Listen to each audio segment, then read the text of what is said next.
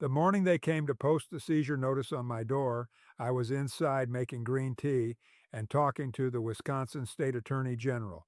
Not on the phone, not over video, in my kitchen. She was at my table with a mug in her hands and a yellow legal pad she had been writing on since 7 o'clock. We had been talking for 2 hours. The notice went on the door at 9:43 in the morning. I know the exact time because she looked at her watch and asked me if I wanted to go address it. I told her, not yet. Let me tell you why. That cabin on Namakegan Lake has been in my family since 1971. My father built it with his hands and two of his brothers over one summer. Japanese American men who had grown up in internment camps in California and spent their adult lives proving they belonged to this country. My father chose northern Wisconsin because he said the silence there was the kind that had no memory of what had been done to him. He wanted land that was just land. He paid $14,200 for 4.5 acres and 112 feet of shoreline. He paid cash. He kept the receipt. I want you to remember that receipt. It comes back. What would you have done if someone posted a legal notice on the door of the place your father built? I genuinely want to know because I have thought about that question for 3 years and I am still not sure the answer is simple. Let me tell you who I am first because it matters. My name is Kenji Moriwaki. I am 67 years old. I spent 31 years as an environmental compliance attorney for the Wisconsin Department of Natural Resources. My job was to read land records. It was to understand shoreline access easements, navigable water rights, riparian boundaries, deed covenants, and the precise language of land use restrictions. I did that work in this state from 1986 until I retired in 2017. I argued before administrative law judges. I wrote the legal language that went into DNR enforcement orders. I knew what a fraudulent easement claim looked like before most people knew what an easement was. I drove up to the cabin on the day I retired and did not come back to Madison for 4 months. The cabin is not luxurious, 2 bedrooms, a stone fireplace my father built from rocks he pulled out of the lake over 3 summers, a covered porch that faces west so you can watch the sun go down over the water, a detached garage my brother and I added in 1994 that my wife Margot always said looked like it was apologizing to the trees around it. She passed in 2019. The cabin is the last place I feel her presence fully. You need to understand that, not as a detail, as the whole reason. The name Kagan Shores Homeowners Association did not exist when my father bought that property. It was formed in 2004 when a developer named Dale Brockman purchased 340 acres on the eastern side of the lake, subdivided it into 86 lots, and built a planned community he called Northwater Estates. The development was a 40-minute drive from our family land. We had no connection to it. We did not join the association. We were not asked to join. Our parcel and parcel 14A on Sawyer County Tax Map 22 predated the entire development by 33 years. I want you to hold that number. 33 years.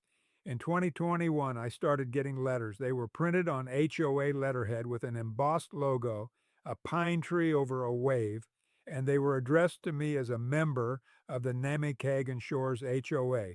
The first one informed me that my dock was not in compliance with the association's architectural standards. My dock, which my father had permitted and built in 1974, the letter cited a covenant document I had never signed and did not appear in my chain of title. The second letter came 6 weeks later. It assessed a fine of $1,800 for the non-compliant dock. It said the fine would accrue at $200 per week until corrected. The third letter, which arrived in March of 2022, informed me that due to unpaid association assessments totaling $4,400, assessments I had never been billed for, on a membership I had never accepted, the association intended to file a lien against my property. I wrote back each time politely, specifically. I cited my deed date, my parcel number, the year the association was formed, and the basic legal principle that a covenant cannot bind a property owner who never agreed to it and whose land predates the association. I sent each letter certified mail. I kept the green return receipt cards. I stapled them to my copies. 31 years in the DNR teaches you to do that before you know you need to. Then the lien was filed anyway. March 14th, 2022, Sawyer County Register of Deeds. Lien amount $6,200. That figure included the dock fine, the unpaid assessments, and what they called administrative processing fees. Filed by the Name Kagan Shores HOA, signed by its president, Dale Brockman. That was when I drove to Hayward to look at the county records in person. And that was when I first understood the actual shape of what I was looking at. Dale Brockman was not just the HOA president, he was also the managing member of Northwater Development LLC, the entity that had built and sold Northwater Estates. And in 2019, 2 years before my first HOA letter arrived, his LLC had entered into a purchase agreement, contingent on clear title, for the parcel directly south of mine, a half-acre lot that a retired teacher named Frank Ostro was planning to sell. The purchase price was $340,000. My dock and my shoreline access sat directly across the access point that parcel needed for water rights. I stood at the counter of the Sawyer County Register of Deeds for a long time after I read that. I asked the clerk if I could get certified copies of several documents. She was a small woman with wire-frame glasses and a green cardigan, and she looked at the stack I was requesting and said quietly that she could have them ready by end of day. I thanked her and went to get coffee. My hands were steady. That surprised me, but that was not the worst part, not even close. What I found in the title records for the surrounding parcels was a pattern. 3 other shoreline properties in Sawyer County, all predating the Northwater development, all originally owned by families who had held them for decades, had received similar HOA letters between 2018 and 2021. 2 of those families had sold. One had signed a quitclaim deed to resolve what they believed were outstanding HOA debts. They signed away their shoreline access rights for $12,000, believing they were settling a legitimate debt. Those rights were worth, conservatively, $140,000 at current lake property values. The third family had fought and won, but it had cost them $28,000 in legal fees. And the patriarch of that family had a stroke during the litigation. He was 69 years old. I drove back to the cabin and sat on the porch until dark. I did not start the fireplace, I just sat. I thought about my father pulling rocks out of the lake in 1976 to build the fireplace.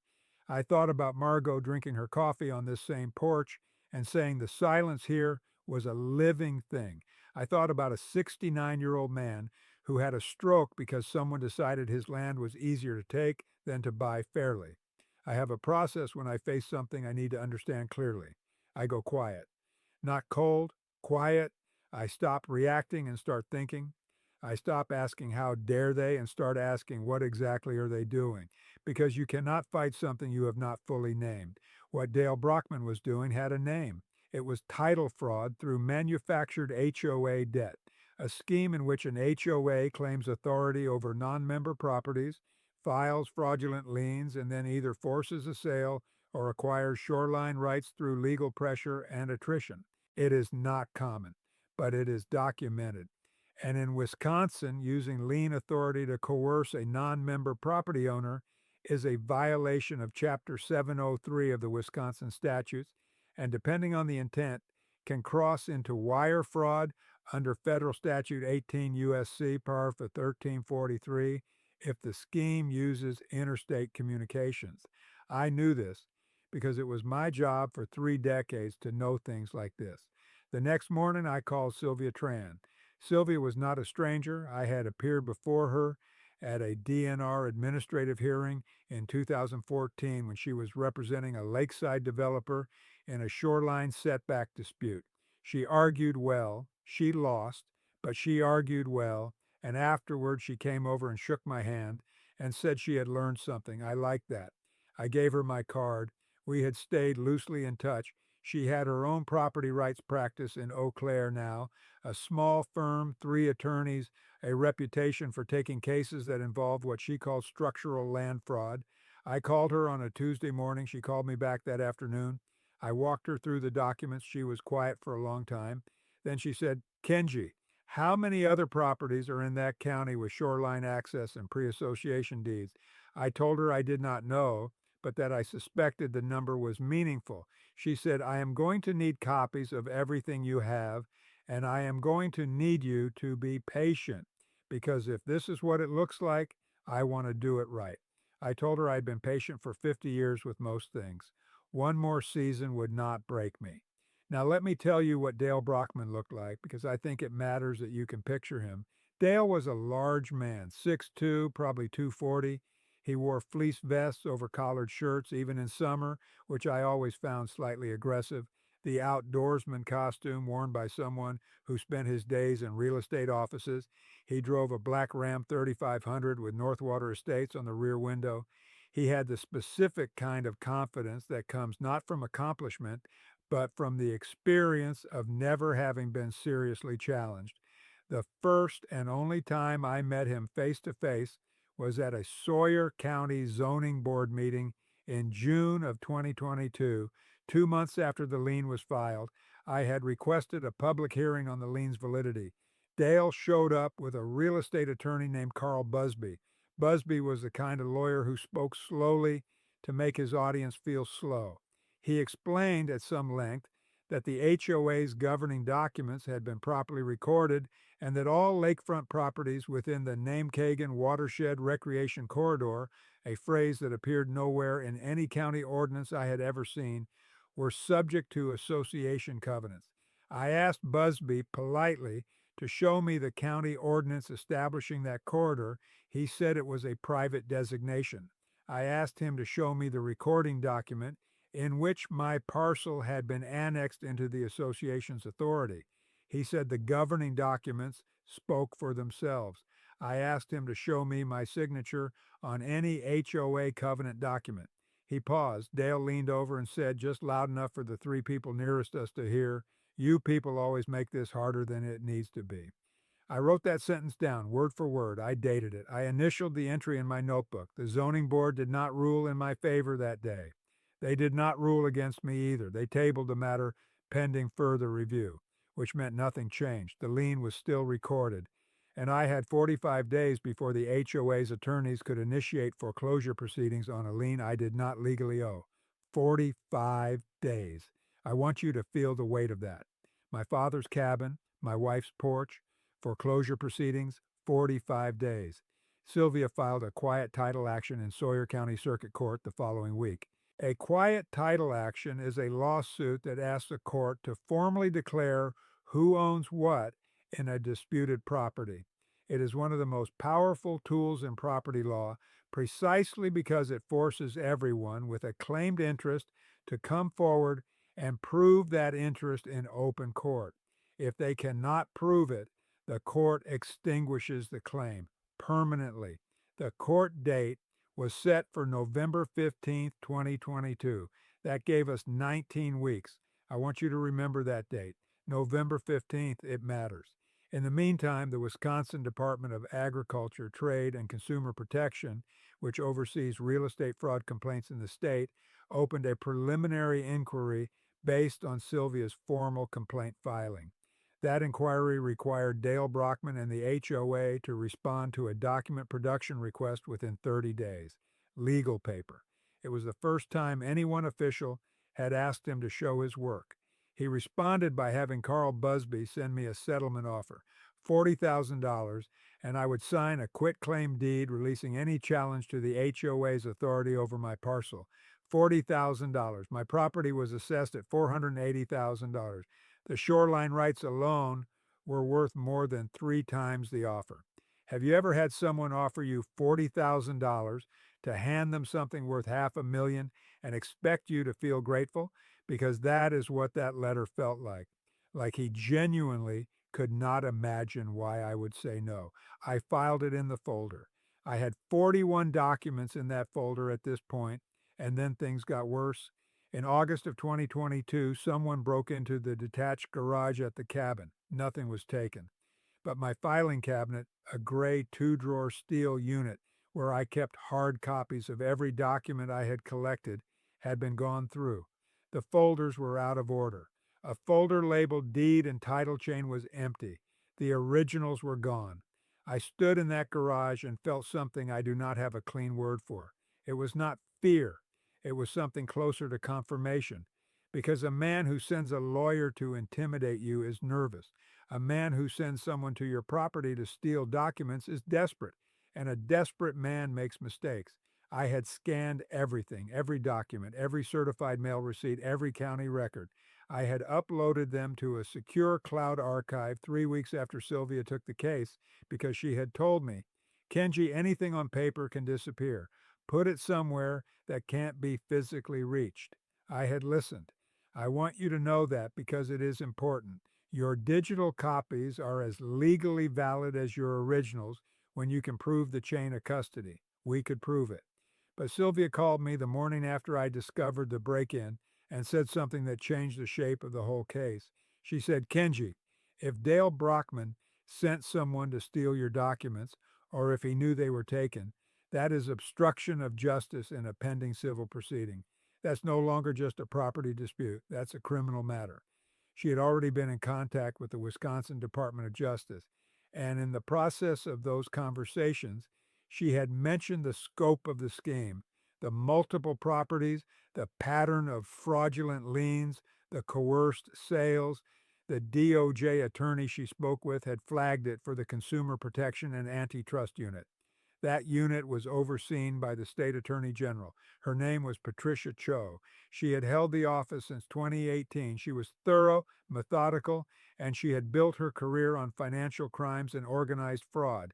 Sylvia had a contact in her office. The contact had reviewed our documentation packet and sent it up the chain.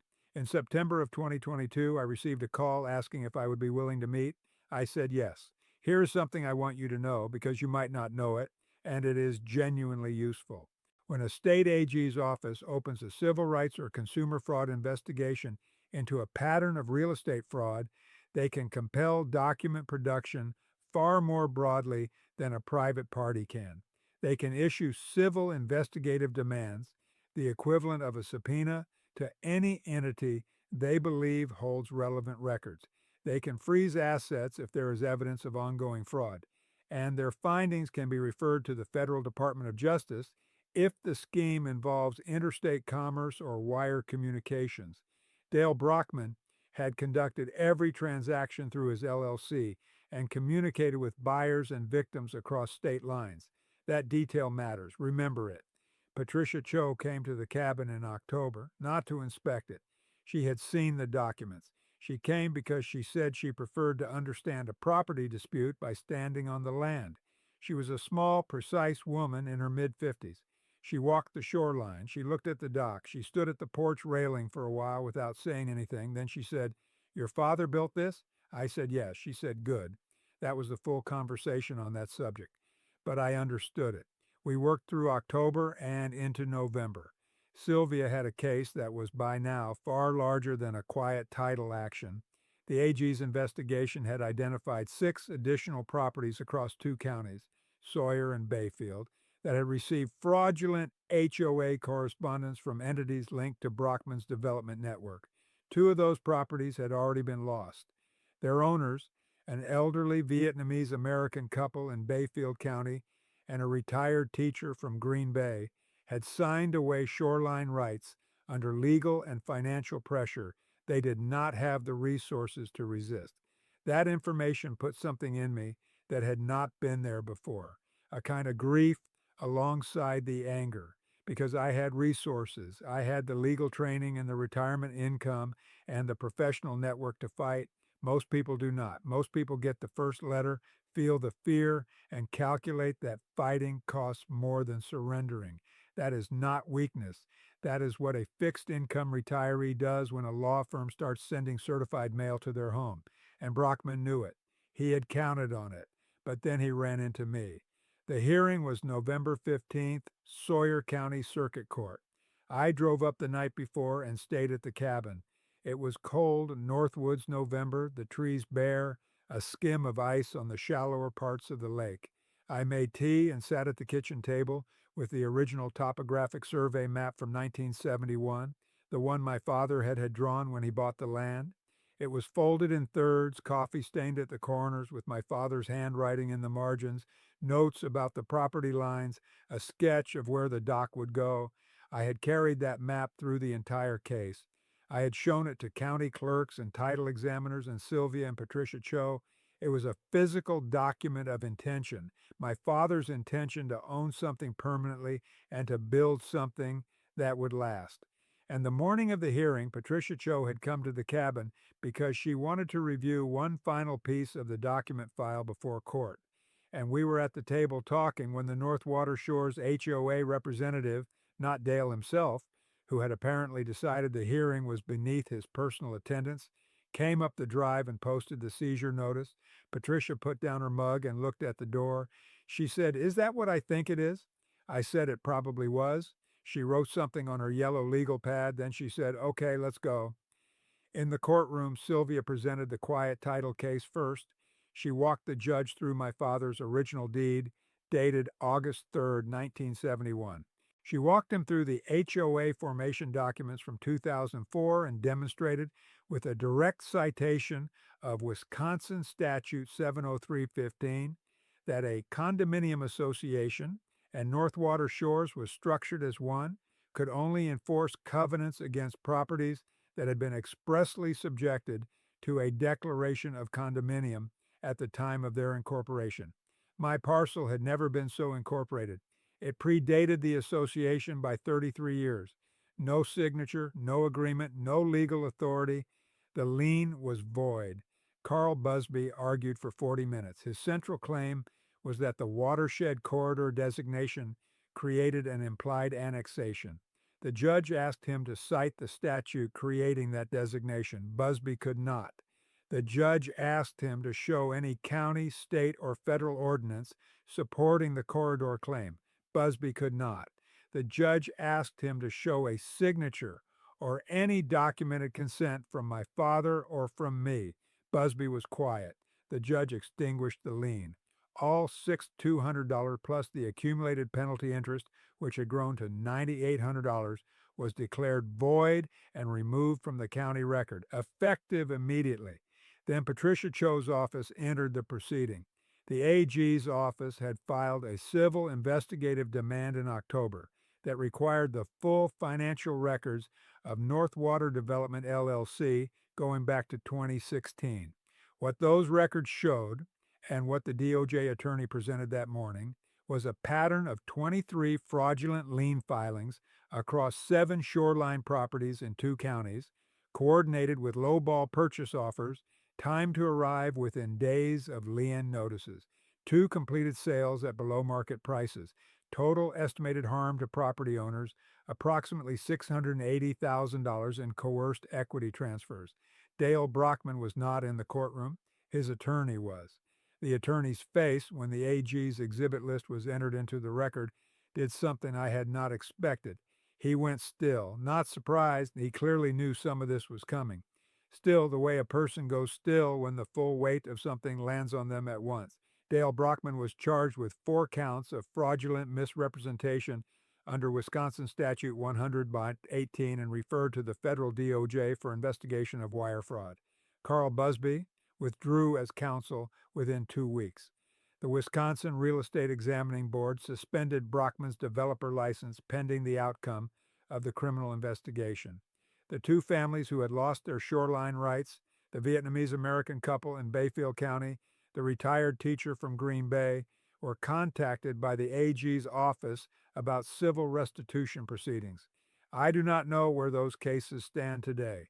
I hope they got what they were owed. I think about them. I want to tell you one more thing, and then I want to tell you what I learned. The night after the hearing, I came back to the cabin. I built a fire in the fireplace my father made from lake stones. I made tea. I sat in the same chair I sat in the night before the hearing. I spread the 1971 survey map on the coffee table and looked at my father's handwriting in the margins.